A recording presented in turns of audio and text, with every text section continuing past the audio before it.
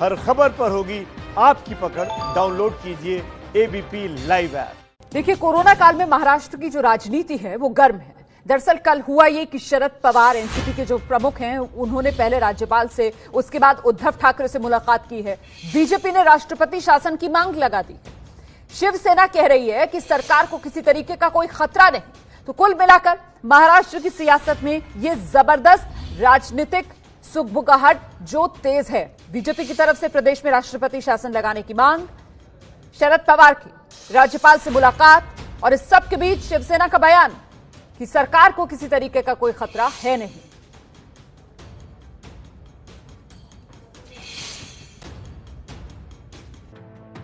शहर को कोरोना से बचाने के लिए सेना के हवाले कर दिया जाए। मुंबई को कोरोना से बचाने के लिए महाराष्ट्र की सरकार हटाकर राष्ट्रपति शासन लगा दिया जाए।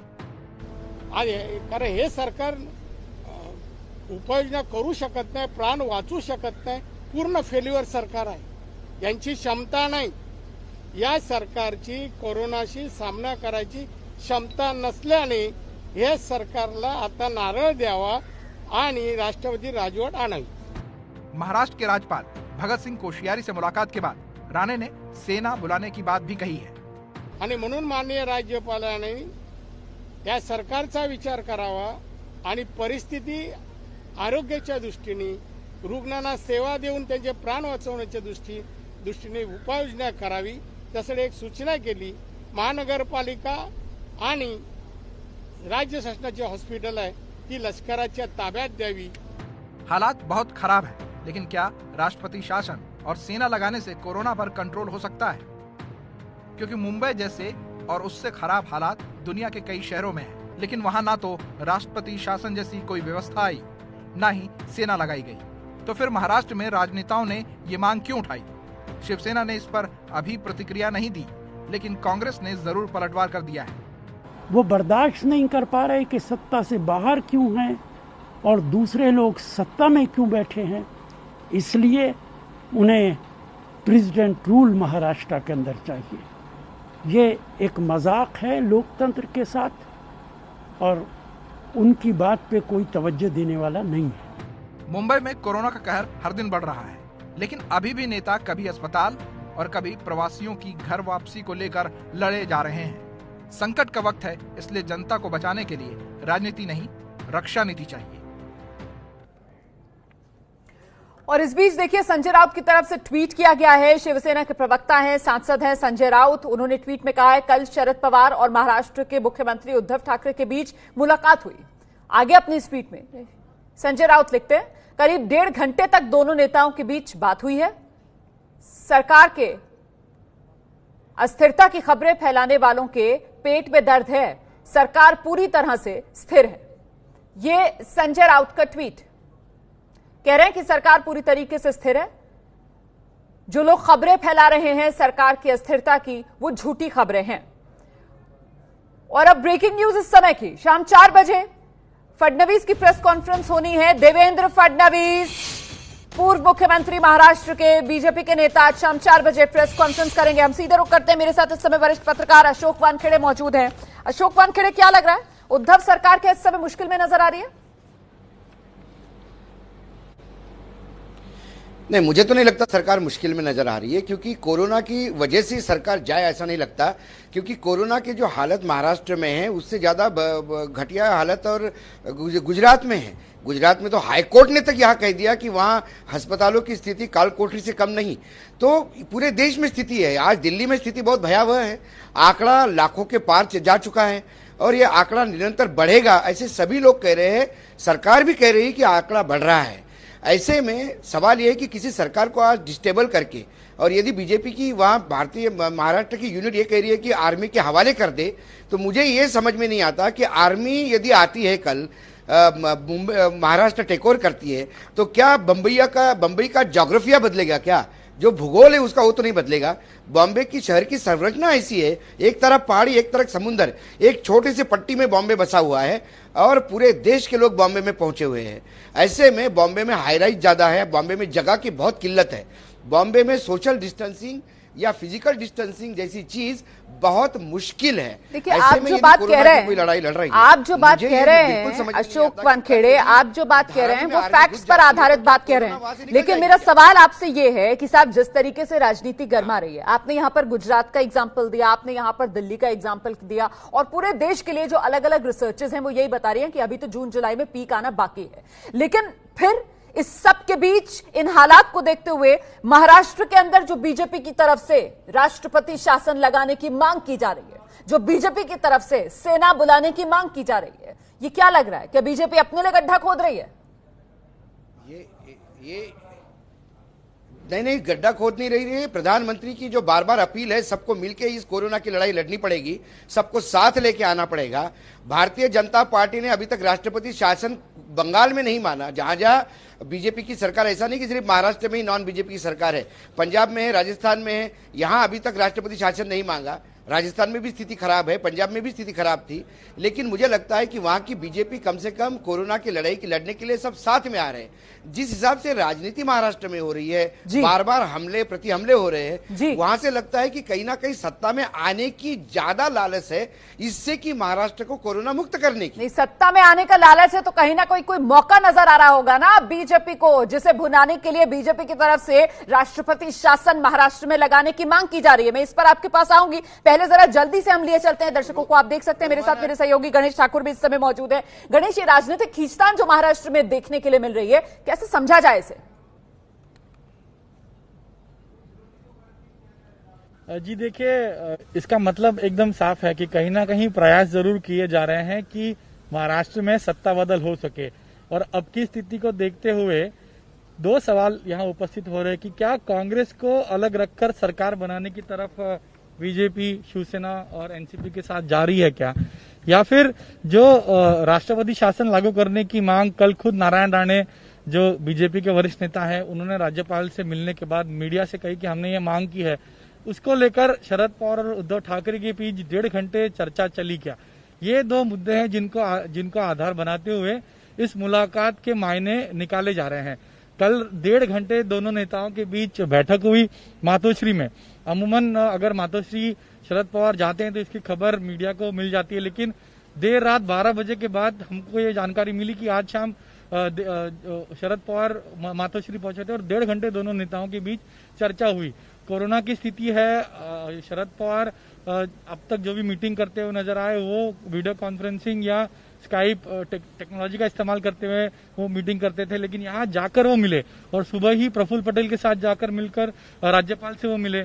कहा यह गया कि कृष्णा खोरे जो एक प्रकल्प है महाराष्ट्र का, उसको लेकर राज्यपाल ने न्योता दिया था, लेकिन राजनीतिक चर्चा निश्चित रूप से उस राज्यपाल की मुलाकात में हुई होगी। और इससे पहले 23 तारीख को संजय राउत पहले जाकर राज्यपाल से मिलते हैं, कहते हैं कि ये कर्टेसी विजिट थी। उसके बाद मिलिंद नार्वेकर जो उद्धव ठाकरे के सचिव हैं, पार्टी के सचिव हैं और उद्धव ठाकरे के एकदम करीबी हैं, उन्होंने चुपचाप जाकर राज्यपाल से मुलाकात की। अब ये दो मुलाकातें, फिर नारायण राणे का राज्यपाल से मिलना, एनसीपी प्रमुख का राज्यपाल से मिलना, एनसीपी और शिवसेना के नेता लगातार राज्यपाल से मिल रहे हैं, लेकिन कांग्रेस नहीं है। तो कांग्रेस पिक्चर से अलग है क्या? कांग्रेस इस पर किस तरह देखती है? क्योंकि अभी अखबारों में एक अटकलें भी लगाई गई हैं, खबरें भी आ रही हैं कि बीजेपी की तरफ से प्रस्ताव आया है कि अगर उद्धव ठाकरे मुख्यमंत्री और तीनों ने मिलकर सरकार बनानी है तो ऐसे में चंद्रकांत दादा पाटिल उप मुख्यमंत्री होंगे और अजित पवार उप मुख्यमंत्री होंगे और बीजेपी के नेता जी उन्हें ज्यादा मंत्रिमंडल में स्थान मिलेगा और सुप्रिया सुळे को केंद्र ले जाया जाएगा। आप महत्वपूर्ण बात बता रहे हैं, आप महत्वपूर्ण बात बता रहे हैं। मैं आऊंगी आपके पास। ब्रेकिंग न्यूज इस समय की, विरोधी क्वारंटीन हो, सरकार को अस्थिर करने के प्रयास शून्य होंगे, ये कह रहे हैं संजय राउत, शिवसेना के प्रवक्ता हैं, सांसद हैं पार्टी के, कह रहे हैं कि विरोधी जो हैं वो क्वारंटीन हो। आगे वो कह रहे हैं सरकार को अस्थिर करने के प्रयास जो हैं वो शून्य होंगे। ये देखिए, ये संजय राउत का ट्वीट है। कोरोना के इलाज और ठाकरे सरकार गिराने का डोज विरोधियों का ढूंढना जारी है। विरोधियों को तुरंत क्वारंटीन होना चाहिए। क्वारंटीन मतलब अलग थलग हो जाना चाहिए। महाराष्ट्र को अस्थिर करने की कोशिश शून्य हो जाएगी। जय महाराष्ट्र। ये ताजा ट्वीट संजय राउत का।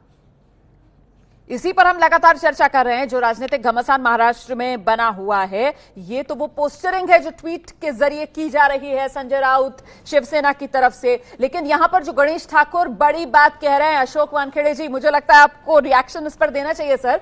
ये दरअसल राष्ट्रपति शासन नहीं, कांग्रेस को आउट करने का गेम चल रहा है क्या फिर महाराष्ट्र? रोमाना जी, ये जो अभी गणेश ठाकुर जो कह रहे हैं, ये बात सबसे पहले उभर के आई थी जब उद्धव ठाकरे पहली बार प्रधानमंत्री नरेंद्र मोदी जी से मिले थे। 50 मिनट की उस मुलाकात में सिर्फ वो दोनों थे साथ में, बाकी सब बाहर थे। उसके बाद आकर जो पहली प्रेस कॉन्फ्रेंस दिल्ली में हुई, उसमें माननीय उद्धव ठाकरे मुख्यमंत्री महाराष्ट्र ने ये बात कही थी कि वो जो एनआरसी रजिस्टर, जो एनआरसी और जो बाकी कानून है जनगणना इसके अपना सिटीजनशिप को लेके, उसके फेवर में उन्होंने बात की थी। तो उन्होंने कहा था कि हम बीजेपी के साथ है इस मामले में। तब उनको पूछा गया था कि कांग्रेस और एनसीपी उसका साथ नहीं देते, तो उन्होंने कहा कि मैं समझाने का प्रयास करूंगा। जब वो वापस चले गए तो उनको यू टर्न लेना पड़ा। कहा यह जाता है, जो मेरे सोर्स मुझे बता रहे थे, कि प्रधानमंत्री नरेंद्र मोदी जी ने आश्वस्त किया था उद्धव ठाकरे जी को कि आप 5 साल तक मुख्यमंत्री बने रहेंगे। यदि आपको लगता है कि ये दोनों पॉलिटिकल पार्टी आप पे बहुत ज्यादा प्रेशर करती है, ऐसे में भारतीय जनता पार्टी आपको साथ देके आपकी सरकार टिकाएगी, आप निश्चिंत रहिए। बात तब से चल रही है। लेकिन प्रश्न ये है कि कांग्रेस माइनस ये जो गठबंधन बनेगा, उसमें बीजेपी एक्सपोज होगी। सवाल यह है कि आज बीजेपी बार बार उद्धव ठाकरे पे यह आरोप लगा रही है कि वो अनएक्सपीरियंस्ड है, वो कार्यक्षम नहीं है, इसलिए महाराष्ट्र में आज आर्मी के हवाले करने की बात हो रही है। यदि कल बीजेपी साथ होती है और मुख्यमंत्री बने रहते हैं, तो क्या मात्र बीजेपी के मंत्री बढ़ने से ही महाराष्ट्र कार्यक्षम हो जाएगा? ये सवाल बहुत बड़ा उठता है। मैं बार बार कह रहा था कि कोरोना यदि नहीं होता तो शायद जो गणेश ठाकुर बोलते हैं ये अभी तक हो चुका होता, क्योंकि बिसात ऐसी बच चुकी थी। दूसरी बात है, कांग्रेस के जो पृथ्वीराज चौहान है, लगातार एक लाइन ले रहे हैं। कांग्रेस में पृथ्वीराज चौहान हो, मिलिंद जी हो, या फिर जो कांग्रेस के पुराने जो मुंबई कांग्रेस के जो अध्यक्ष थे, वो लगातार इस बात पे नाराज है कि शिवसेना के साथ कांग्रेस गई क्यों।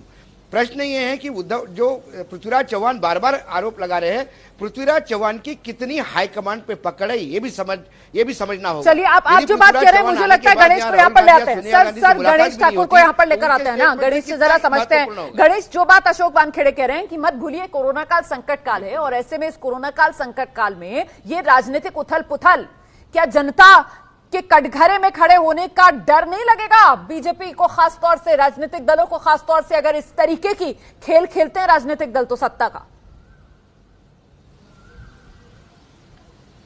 जी लगेगा जरूर, लेकिन अभी कोरोना की स्थिति को ही इसका आधार बनाया जाएगा। देखिए, महाराष्ट्र सबसे ज्यादा कोरोना ग्रस्त है, प्रभावित है।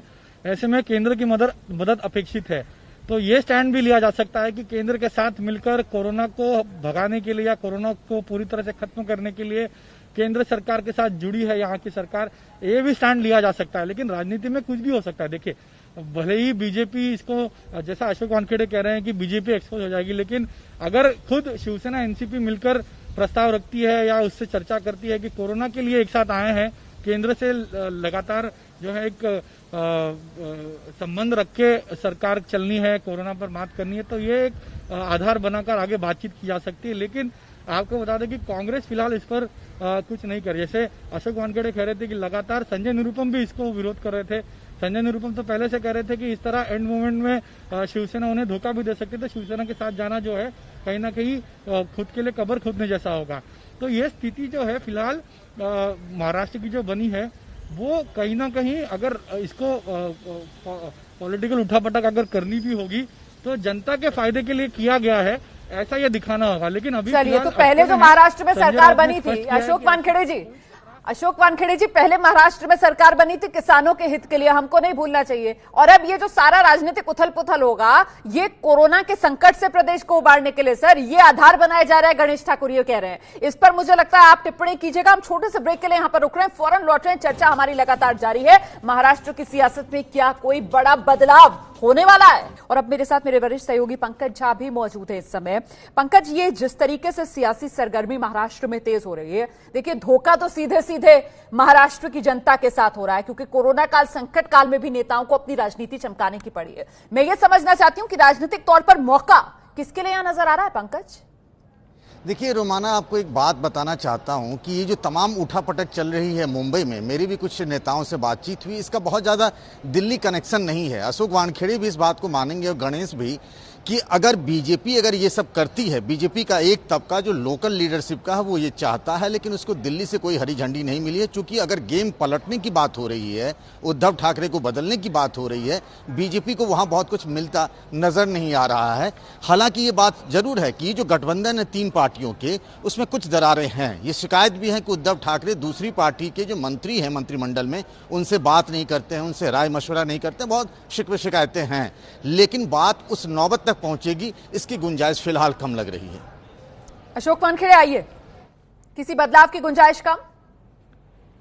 बिल्कुल, मैं बिल्कुल नहीं, बिल्कुल गुंजाइश कम इसलिए भी लग रही है, जैसा कहा जाता है तो दिल्ली से ना तो कांग्रेस को कुछ हरी झंडी मिली है। यदि मैं पहले कांग्रेस की बात करूं तो कांग्रेस में आज भी दिल्ली महाराष्ट्र का सारा मसला अहमद भाई देख रहे हैं, क्योंकि राहुल गांधी बिल्कुल एक्शन नहीं कर रहे। ये बात बिल्कुल सही है कि राहुल गांधी को बिल्कुल पसंद नहीं कि शिवसेना के साथ सरकार है, लेकिन वो कहते हैं कि मैं कौन हूं, ये उनका स्टेटमेंट है जब कोई नेता बड़ा मिलने गया उनको। दूसरी बात है बीजेपी की तरफ से, तो आप ये बात मत भूलिएगा, जब महाराष्ट्र में कॉन्स्टिट्यूशनल क्राइसिस आए, सरकार तो तब भी तकलीफ में थी जब उद्धव ठाकरे एमएलए बनने की स्थिति में नहीं थे। उन्होंने एक फोन किया प्रधानमंत्री नरेंद्र मोदी जी को, और इस कोरोना के काल में एक उदाहरण मिलता है पूरे देश में, जहां महाराष्ट्र में 9 जगह विधान परिषद के चुनाव घोषित हुए और कहीं नहीं हुए, राज्यसभा के भी चुनाव पेंडिंग है। ऐसे में सरकार को बेल आउट करना यह सबसे पहला प्रथम काम था नरेंद्र मोदी जी का, जो उन्होंने बाखूबी किया, और पूरी महाराष्ट्र की जनता उनको अप्रिशिएट भी करती है कि उन्होंने राजनीति नहीं की, उन्होंने बेल आउट करके मुख्यमंत्री को विधान परिषद का सदस्य बनवाया। लेकिन कई जगह कई बार हम ये देखते हैं कि जरूरत से ज्यादा एक्टिव होता है स्टेट यूनिट। मुझे लगता है कि बार बार जो राजनीति हो रही है और जो स्टेटमेंट हो रहे हैं वो आज से नहीं हो रहे हैं, वो लगातार हो रहे हैं। आज हम कोरोना की बात कर रहे हैं, इसके पहले एग्जाम्स को लेके गवर्नर और जो एजुकेशन मिनिस्टर इसके बीच में ठनी थी। महाराष्ट्र में एक बात तो जो कह रहे हैं पंकज जी, बिल्कुल मैं मानता हूं, 3 पार्टियों की सरकार है और वहां शरद पवार की पार्टी पूरी तरह से हावी है। आज गृह मंत्रालय जैसा बहुत बड़ा जो मंत्रालय है वो सीधा मुख्यमंत्री के पास नहीं है, और मुख्यमंत्री कई बार असहाय होते हुए दिखाई देते कि उनको पता नहीं होता कि गृह मंत्रालय में क्या चल रहा है। चलिए सर, तो कम से कम ये गनीमत की आफत में भले ही सियासत होती हुई नजर आ रही है, लेकिन इस कोरोना काल संकट काल में कोई बड़े राजनीतिक बदलाव की गुंजाइश यहां पर कम ही नजर आती है। और देखिए, इस वक्त एक और बड़ी खबर महाराष्ट्र से आ रही है। एनसीपी प्रमुख शरद पवार ने एबीपी न्यूज के सहयोगी चैनल एबीपी माझा से बात की है, कहा कि उद्धव की सरकार स्थिर है। उन्होंने कहा कांग्रेस और एनसीपी सरकार के साथ हैं और सरकार पर कोई खतरा नहीं है। एबीपी माझा, एबीपी न्यूज के सहयोगी चैनल से एनसीपी प्रमुख शरद पवार ने बात की है। कांग्रेस एनसीपी की मदद से उद्धव सरकार स्थिर। सीधे रुख करते हैं, एबीपी न्यूज संवाददाता गणेश ठाकुर इस समय हमारे साथ मौजूद हैं। गणेश, बड़ा और महत्वपूर्ण बयान शरद पवार का और इंस्टेंट बयान भी। रोमाना, देखिए, खबर चलने के तुरंत बाद शरद पवार ने एबीपी माझा से बात करते हुए रिएक्ट किया है। उनका कहना है कि जो भी अटकलें या कवायद लगाई जा रही हैं सरकार को लेकर, वो बेबुनियाद हैं। वो राज्यपाल से मिलने जरूर गए थे, लेकिन राज्यपाल से मिलने मतलब कर्टिसी विजिट थी। 2 बार राज्यपाल बनने के बाद उन्होंने चाय के लिए न्योता दिया था, वो न्योता वो स्वीकार नहीं कर पाए थे, और इसीलिए वो कल गए, उनसे बातचीत की और तमाम विषयों पर बातचीत की। और उन्होंने ये भी कहा कि राज्यपाल ने उनसे ये कहा कि राज्य के मुख्यमंत्री यानी उद्धव ठाकरे अच्छा काम कर रहे हैं, आप तीनों पार्टी मिलकर अच्छा काम कर रहे हैं, सहयोग हमारा आपको हमेशा रहेगा। इसके ऊपर जब हमने उनसे सवाल पूछा कि आप उद्धव ठाकरे इनसे मिलने मातोश्री गए और ये बाला साहेब ठाकरे जो उनके करीबी दोस्त थे, उनके जाने के बाद वो पहली बार मातोश्री गए, तो उनका कहना ये था कि राज्य की कोरोना की स्थिति को लेकर हम यानी मैं और सीएम और बाकी नेता लगातार मिलते रहते हैं, और ये मुलाकात जो है हमेशा पहले बाला साहब के स्मारक पे होती थी, लेकिन मैंने खुद कल कहा कि मैं भी आता हूँ आपके घर और वहाँ मिलकर बातचीत करते हैं। उनका कहना था कि कोरोना की स्थिति, बारिश, उसकी स्थिति, मालेगांव की स्थिति, कोरोना की, इन सभी विषयों पर चर्चा हुई। बाला साहब की यादें जो थी उन पर चर्चा हुई, और 1.5 घंटे मिलने के बाद एक तरह से उन्होंने कोरोना की समीक्षा की इस बैठक में, ऐसा उन्होंने कहा। लेकिन बहुत बहुत धन्यवाद गणेश ठाकुर इस तमाम जानकारी के लिए। तो जो मुलाकातें की हैं शरद पवार ने, चाहे राज्यपाल से हो या फिर शाम में जाकर मातोश्री में उद्धव ठाकरे से हो, उन मुलाकातों का ज्यादा राजनीतिक मतलब ना निकाला जाए, एक तरीके से ये सफाई शरद पवार ने दी है।